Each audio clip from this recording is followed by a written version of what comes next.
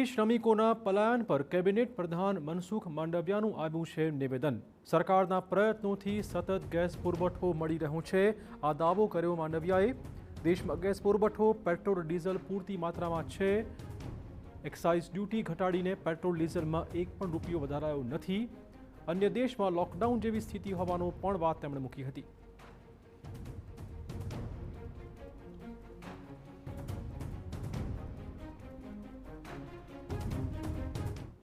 કે આપણે ત્યાં સરકારે એક્સાઇઝ ડ્યુટી ઘટાડીને પણ